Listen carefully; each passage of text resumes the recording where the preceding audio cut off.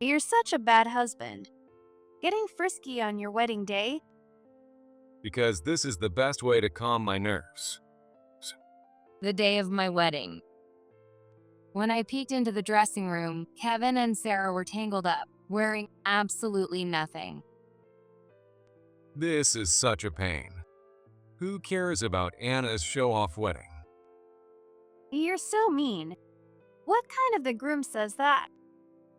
I am not the star of today's wedding. And let's be honest, Anna doesn't exactly look like a star either. No matter how fancy she gets, a plain girl is a plain girl. She's just a walking embarrassment.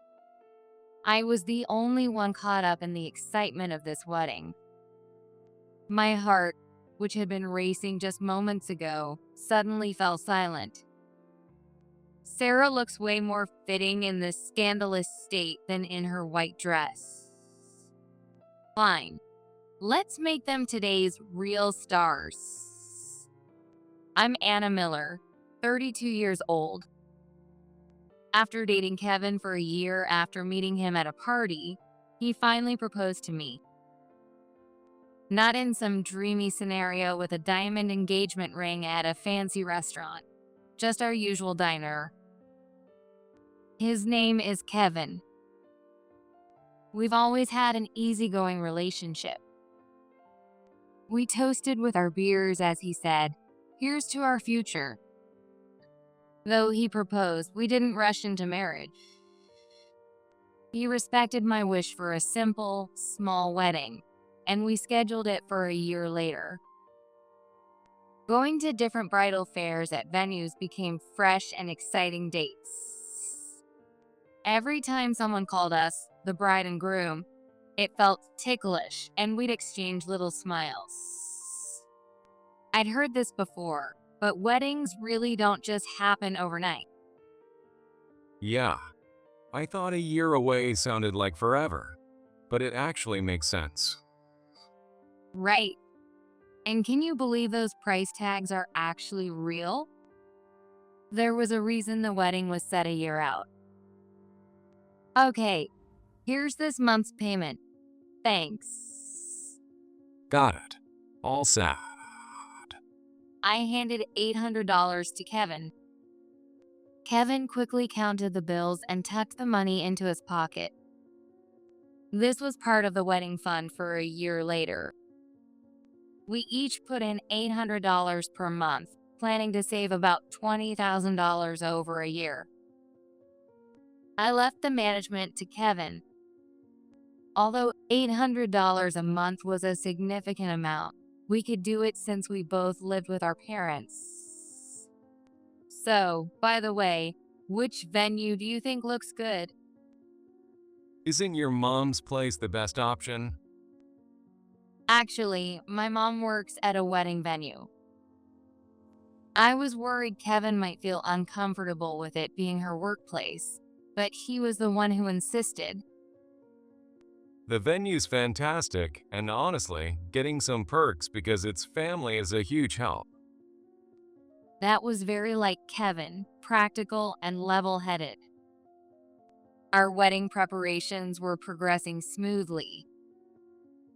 We had already introduced our parents to each other. Before meeting with the venue staff, we'd started visiting each other's homes more often to discuss details. Sure, we could have met at a cafe, but Kevin's mom, Betty, had welcomed me warmly and treated me like family. She always said, "Feel free to come by any time," so I often visited his parents' house. Wow, they have dessert buffets these days. Oh no, I can't eat much in this formal dress. Mom, come on, it's a wedding. You can't be the groom's mom stuffing herself at the buffet. You're right, too bad. We always had fun conversations like this. However, the atmosphere changed drastically when someone unexpected showed up. No way. Kevin's really getting married. That's hilarious. While I was visiting as usual, she suddenly showed up. Without introducing herself, she pointed at me and laughed. Wait, this is his fiancée? Well, I guess someone like her is about what Kevin could realistically get. She was a young woman with soft, bouncy curls and glossy lips, a cute and bubbly type. Meanwhile, I was just wearing a hoodie with barely any makeup, as I wasn't planning to go anywhere special. I felt a wave of anger at her words, but I wasn't dressed confidently enough to talk back. Frustrated, I bit my lip and looked at Kevin for help. Kevin awkwardly scratched his head. Hey, Sarah, that's rude, you know. Then Kevin introduced her. She was his cousin Sarah. Despite being 5 years younger than Kevin, Sarah acted like she was above him. Well, Kevin, you're over 30, and you can't afford to be picky anymore. I guess someone like this is realistic. Kevin just chuckled sheepishly. Kevin's parents scolded Sarah for her rude remarks. In my heart, I was already dreading having this unpleasant person at the wedding. I forced a polite smile. Though Sarah hadn't stayed long, Betty gently urged him to walk her back home. Sarah left the house, looking dissatisfied. After Kevin and Sarah were gone, his parents apologized to me. We're so sorry, Anna. Sarah speaks without thinking. Kevin has always been like her little sidekick since they were kids, so maybe she feels bitter about losing him to you. A sidekick to a girl 5 years younger and undeniably cute?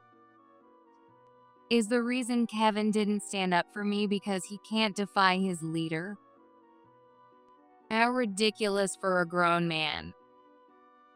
Don't worry about it at all, I replied cheerfully, making sure my in-laws couldn't sense the dark thoughts swirling inside me. The following weekend, on the day of our wedding venue meeting, a big issue arose. Sorry to keep you waiting. What's your name again? Oh, right, Anna. You're so plain I couldn't spot you. Sarah showed up at the spot where I was supposed to meet Kevin. I mean, come on. I've got way better taste than Anna. A wedding should be flashy, you know? Leaving me bewildered and standing there awkwardly, Sarah and Kevin leaned in close like a cozy couple. As if it were the most natural thing, Sarah tagged along to the wedding planning meeting. Hey, Kevin, don't you think these flowers look great? Yeah, they do. Two women sitting on either side of Kevin. One woman, full of opinions and excitement, wasn't even supposed to be there. And the real bride, me, sat there with a gloomy face. What kind of scene is this? The wedding planner gave Sarah vague smiles and nodded, trying to keep things pleasant. She turned to me with, "And as for you, the bride." But her voice was drowned out by Sarah's enthusiastic chatter. After a while, Sarah glanced between me and the planner and let out a chuckle. Look, this isn't a funeral. Why is the vibe in this corner so depressing? If you're not feeling it, Anna, you might as well just go home. I must have looked completely dumbfounded. My mouth hung open and I couldn't close it. Sarah's actions were so bizarre I started wondering if she was from another planet. It was Anna who wanted the wedding in the first place. So why is she dumping all the details on Sarah? She probably just wanted to wear a dress and get all the attention. Kevin was an alien too. How did this man, who until recently seemed like a normal person, suddenly become unrecognizable? It's fine. I love planning events. I host barbecues and Christmas parties with my friends all the time.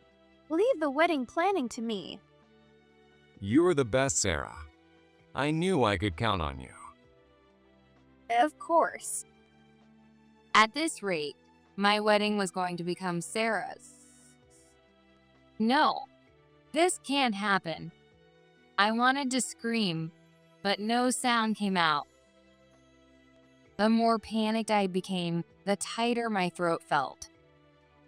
Kevin and Sarah burst into laughter together. Kevin, A voice came from behind us.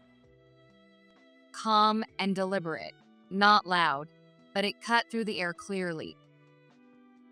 Kevin and Sarah's laughter came to an abrupt stop.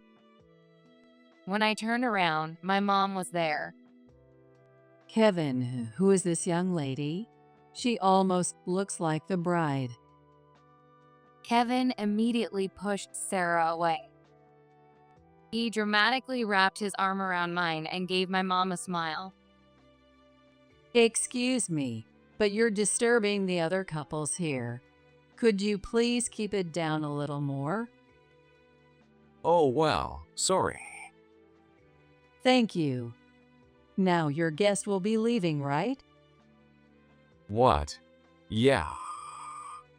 My mom's smile was gentle, but her presence was incredibly authoritative. She firmly sent Sarah on her way. That night, my mom sighed in disbelief as she expressed her concern. Kevin seemed like such a responsible guy. Why would he bring a woman who looks like a mistress to a wedding planning meeting? Kevin's just her sidekick. Her sidekick? I explained that Sarah was his cousin and described their dynamic. My mom shrugged. Seriously? What are they, elementary school kids? Having worked in the wedding industry for years, my mom knew that even seemingly perfect weddings often had drama behind the scenes. Of course, the bride and groom are the main focus of the wedding, but sometimes family members try to take over and make it about themselves. Whether she's a cousin or some kind of leader, this wedding belongs to you and Kevin. Since that day, Sarah didn't show up again. Thanks to that, our planning sessions went smoothly, but Kevin looked bored. No matter what I asked, he only replied, "Sounds good." Eventually, even when choosing his tuxedo, he said, "Whatever you like, Anna." Not only during the meetings, but also in everyday life, Kevin's attitude toward me became distant. Maybe the reality of marriage was sinking in, making him feel anxious.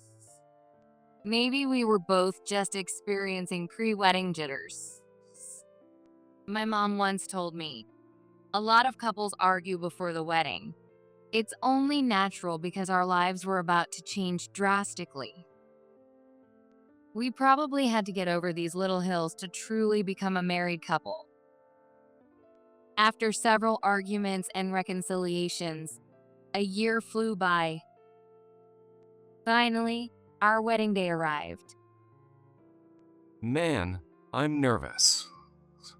Kevin paced from one end of the bridal suite to the other. He'd practiced his groom's speech so many times that it was perfect. Even though I kept reassuring him, saying, "You've got this," he was still jittery.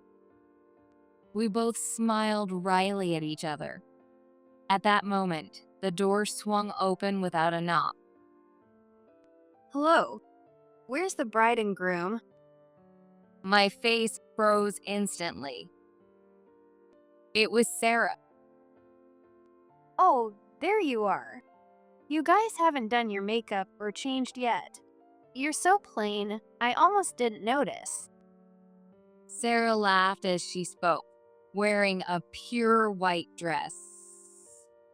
Not just that, it was a mini dress that stopped above her knees, showing off her bare legs. If it were a little kid's outfit, it might have been cute, but for an adult, it was completely inappropriate. She said she arrived early to get her hair done at the venue. Even so, she was way too early. It made me suspicious. Did she come just to mess with us?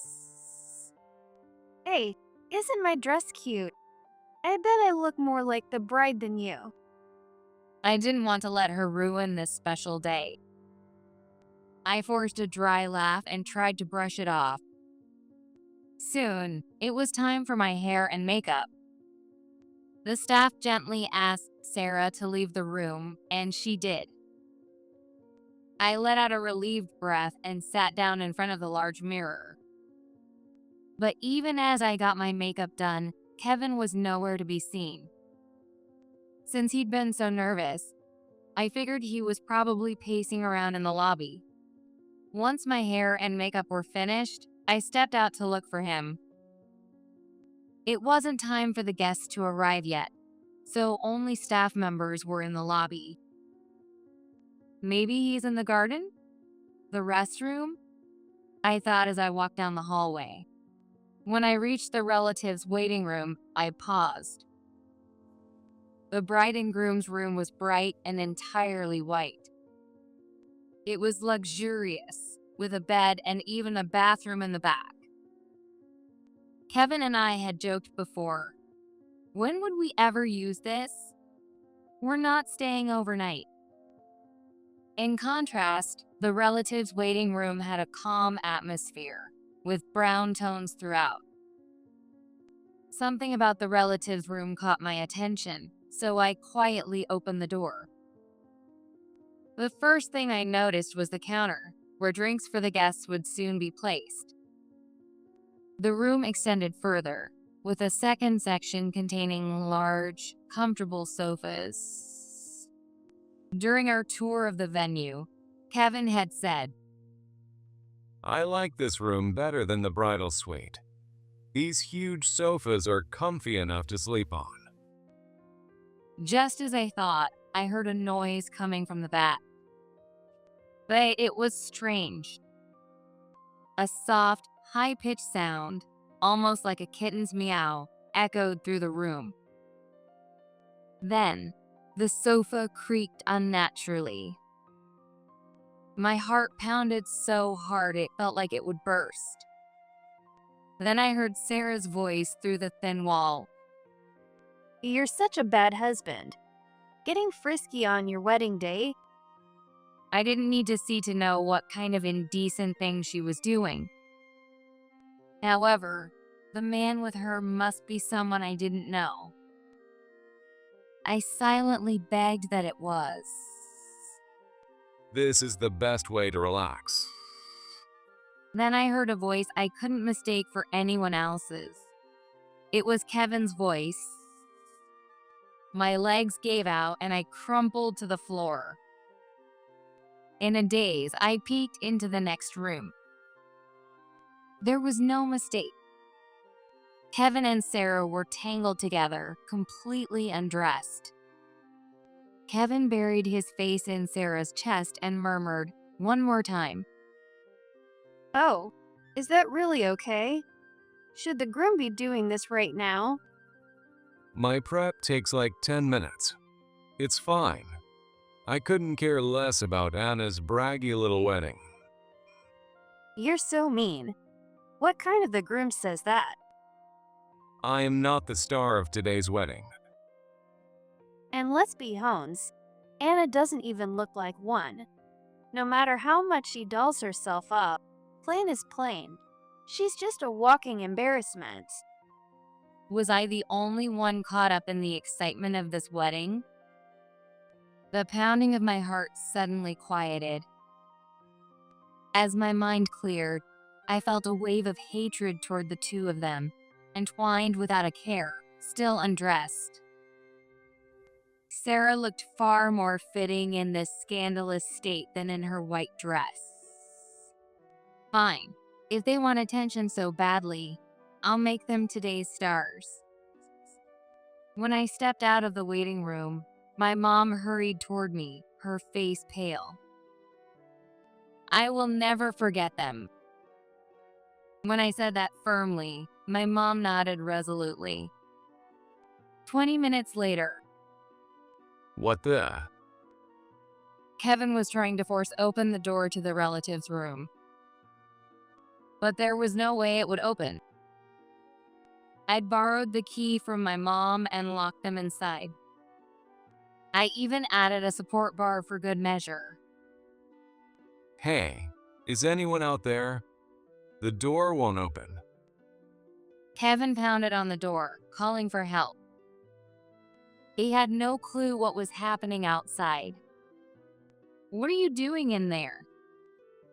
I called out to him. Anna, the door won't open. Can you open it from the outside? "You want me to open it?" Oh yeah. Of course, hurry up. He sounded irritated. I unlocked the door from the outside. The moment Kevin stepped out, he grabbed my shoulder. Why didn't you open it sooner? Huh. Kevin froze in place. Behind me stood all my relatives, his relatives, and even the wedding venue staff. What's going on? Sarah poked her head out, realizing the atmosphere had turned dire. She tried to play it off with a weak smile. Hey, what's everyone doing here? So we were just looking around the venue, and someone accidentally locked the door on us. So weird, right? She started offering excuses before anyone even asked. One of Kevin's relatives spoke up with a disgruntled tone. The venue told us to rush over because something serious happened. And it turns out Kevin and Sarah were just locked in? What a stupid prank. We dropped everything to get here, and don't waste our time. Other relatives chimed in. Sarah, are you okay? They even showed concern for her. Since I hadn't explained the full story to Kevin's relatives, it seemed like I was the one causing unnecessary drama. So, I decided to tell the truth. The truth is, Kevin and Sarah were having an affair in this room just a little while ago. What? Kevin, Sarah, and the relatives all stared wide-eyed. Kevin immediately reached out as if to grab me by the chest, but stopped midway, realizing everyone was watching. Instead, he awkwardly wrapped his arm around my shoulders and forced a grin. What are you talking about? You're imagining things. Maybe you had a bad dream.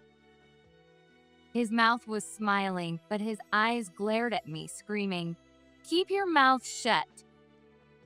It felt like being stared down by a snake, but I kept my expression neutral and continued. It wasn't a misunderstanding. I saw it with my own eyes. That's why I locked them in. Anna, come on. Don't lie like that. Kevin's fake smile started to twitch. Seeing this, Sarah stepped in to smooth things over. Anna, please stop. Look, everyone, Anna's always been super jealous. She's upset because Kevin and I get along well. Even though I was just helping with the wedding planning, she sent me away before. She's jealous of his cousin. That's so weird. She probably hates me because I'm cute. But to make up such a lie, that's just the worst. Sarah's calm explanation made the relatives nod along. They began whispering while glancing at me. They were probably gossiping about how awful I was. Kevin's parents tried to calm things down, but no one was listening. No one would believe that a groom could be cheating at the wedding venue on the actual wedding day. To them, it was much more believable that the bride was making things up out of jealousy. Kevin's relatives looked at me with cold, piercing stares, like needles stabbing into my heart. Seeing this, Kevin became emboldened. Come on, Anna. Apologize to everyone for lying and causing trouble. At that moment, my mom stepped forward and apologized. I apologize for calling everyone here earlier than expected. I stood next to her, but I had no intention of giving the apology Kevin wanted. Everyone, thank you for coming to our wedding today. As a small token to make up for rushing you, we've prepared a special presentation. At my cue, the staff guided the relatives to the reception hall. Kevin and Sarah, looking confused, followed behind. Inside the hall, a giant screen had been lowered. Please enjoy the show. In the dim room, a loud, unmistakable moan echoed. At the same time, the giant screen lit up with a vivid video of Kevin and Sarah in their compromising state.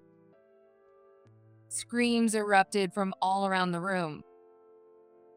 Sarah stepped in front of the screen, yelling, "Stop it! Turn it off!" The scandalous scene only lasted a few seconds, but it had already become the highlight of the day. So, who's the liar here? I asked into the silent hall. Sarah, are you wearing that white dress because you think you're the bride? You said I didn't look like the main character, right? Well, if anyone looks like the star of the show, it's you. Look, everyone's eyes are on you. Today's main characters are you and Kevin. I clapped, but the entire room remained frozen in shock. Kevin's face turned bright red, and he grabbed me by the collar without hesitation. You. How dare you? The one who's being ridiculous is you, Kevin. My sharp tone made his grip loosen. He really was the loyal sidekick of a pretty girl. He couldn't stand up to anyone stronger.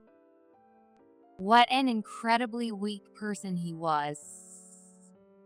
After taking a deep breath, I asked softly, "Let me ask you again. What were you and Sarah doing in the waiting room?" Kevin clenched his teeth.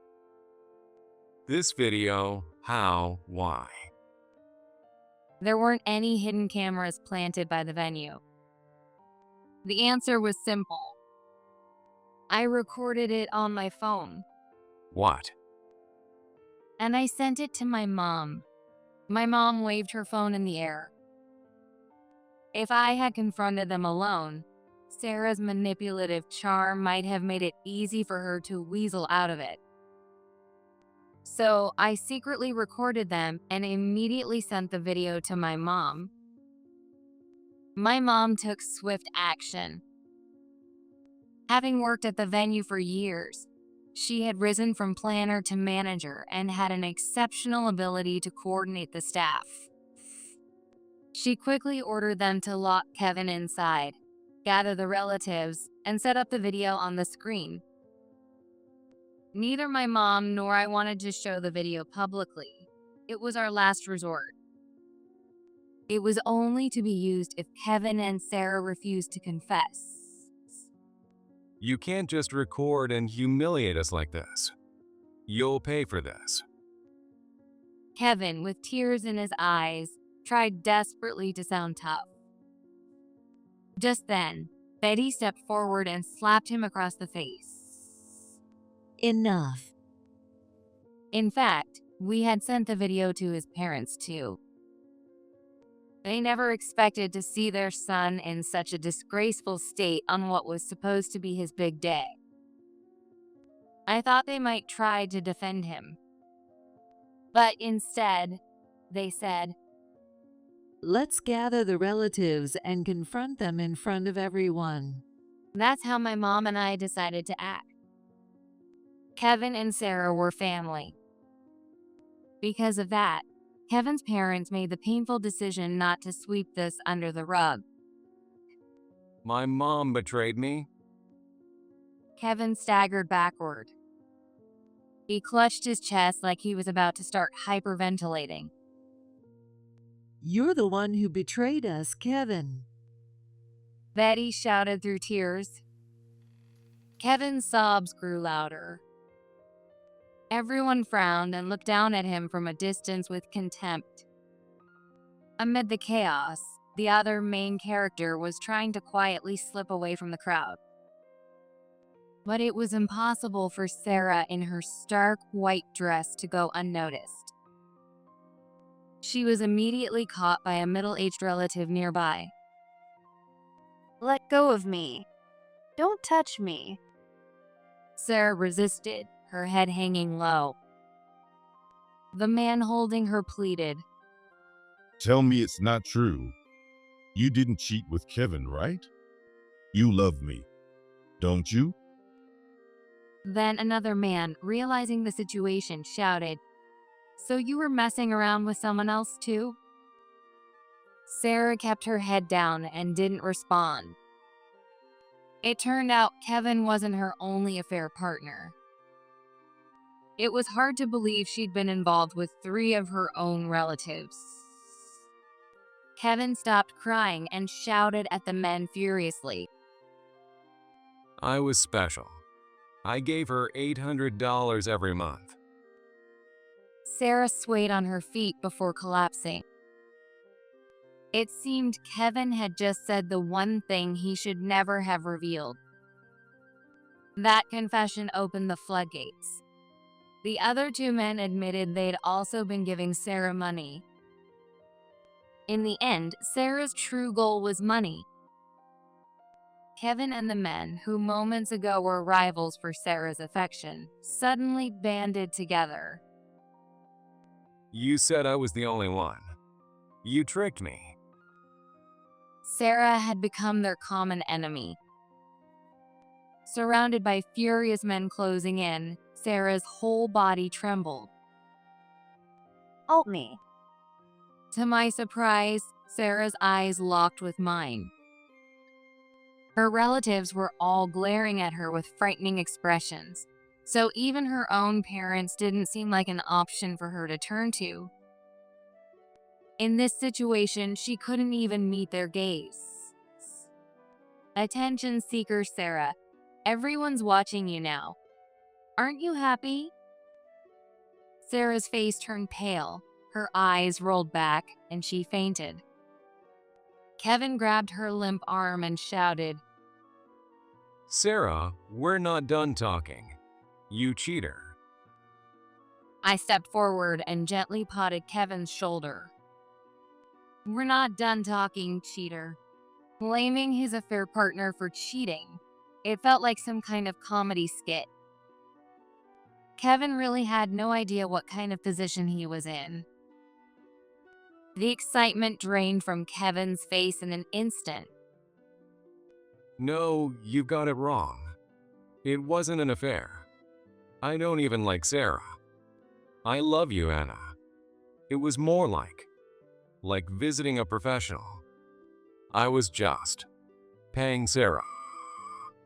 I forced the biggest smile I could and nodded. Kevin's face relaxed slightly in relief. So, you paid Sarah, huh? With my money. Kevin kept smiling but tilted his head back and stared at the ceiling. The moment he admitted to giving Sarah $800 a month, I'd already figured it out. That amount was exactly what I'd been giving Kevin for our wedding savings. The money meant for our future together. The money to build our happiness had been used to satisfy his selfish desires. Please forgive me. Kevin looked up at me with teary eyes. I felt a sudden urge to stomp on his head, but decided against it.